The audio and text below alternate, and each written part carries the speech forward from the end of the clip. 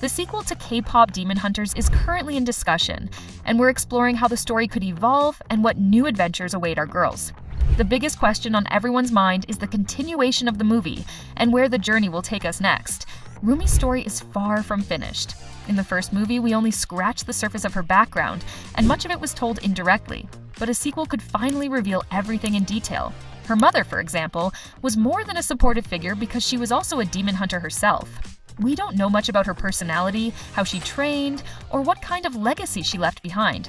Exploring her would give us context about how Roomie became the leader of the group, but more importantly, it could show us the cost of living as a hunter. The way she died is still a mystery, and the sequel could use flashbacks to explain whether she fell in battle against demons or whether her death was connected to Roomie's father. And that brings us to the real forbidden love at the center of Roomie's life, her father. We learned that he was a demon, which means Roomie's very existence is the result of two enemies breaking the rules of their worlds. That detail opens the door to countless questions. How did this love begin? Did he ever truly protect Roomie?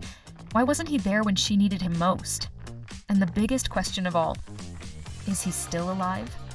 If Roomie's father is alive, then he could play a critical role in the sequel. He might appear as an ally, using his demonic power to guide or protect her, or he might appear as a tragic figure, consumed by the darkness of his world, and force Roomie to face the ultimate dilemma, to fight her own bloodline. Either way, if we see him, that would make the story much more personal, and could expand on the theme of identity that was already central in the first film. That would also connect the first movie with its sequel in terms of the rise of a new villain. The question of the next villain is one of the most interesting ones. In the first film, Guima was positioned as the ultimate threat, but the ending left his fate uncertain. Was he truly defeated, or is he still alive? If he returns, the sequel would give us the scenes where we see him more powerful than before, or even leading an army of demons that survived the final battle. On the other hand, the sequel might introduce a completely new villain. This would be a logical move to keep the story fresh. A new antagonist could be tied directly to Roomie's father's world, perhaps a rival demon who opposed his love for a hunter, or someone who sees Roomie herself as a danger because of her mixed heritage. Another possibility is an entirely different threat from the demon world, forcing the hunters to leave their comfort zone and fight enemies far more dangerous than they've ever faced. Another natural continuation of the story lies in the personal lives of the girls. The first movie established their identities as hunters and as idols, but the sequel could show them evolving. Will they have boyfriends?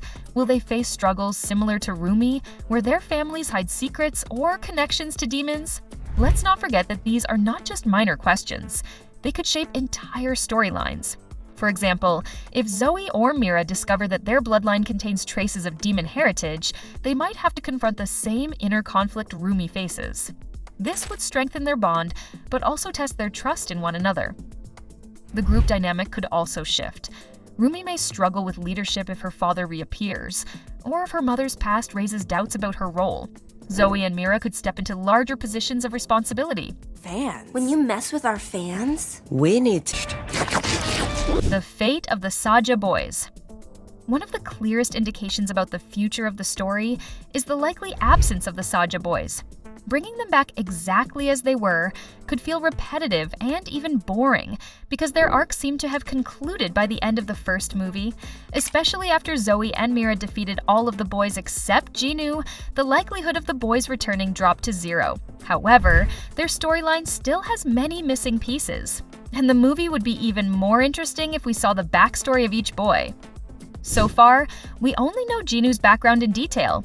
His connection to Roomie gave us a tragic but meaningful love story, but it ended without real closure. The rest of the group remains shrouded in mystery. Baby Soda, Mystery, and the others never had their pasts explored. In fact, Mystery's face was never even revealed on screen. Only Zoe saw it before she killed him, which leaves fans with nothing but speculation. So what might have been the reason for their appearance? Was Mystery actually a celebrity and wanted to be forgotten by others due to the pressure of being someone popular? So in the end, did he make a deal with Guima? We also don't know how they formed their band. How did they meet? What does Saja mean, and why did they put that name to their band? These are all the questions that I would love to see in the movie. This lack of resolution makes the Saja boys a complicated case. On one hand, their defeat looked final, suggesting they won't return. On the other hand, leaving so many unanswered questions feels intentional, as if the creators wanted to leave the door open for more exploration in the future. At least, we might have some flashback scenes about them, and the question could be answered in such a way. The one character fans especially want to hold on to is Jinu. His story with Roomie ended abruptly, and many still believe he could reappear. His return might even serve as the central twist in a sequel. He wouldn't return as an enemy, but as a redeemed character who finds a way back into the narrative. And actually, I do think that it's possible. Remember when the movie ended with Jinu's huge cat and bird standing on the rooftop? Maybe the creators wanted to give us some hints about his return or redeemed soul. What do you think about that? Also, it is so sad that Roomie and Jinu didn't have their own romantic moments after they defeated Guima, so their story feels incomplete.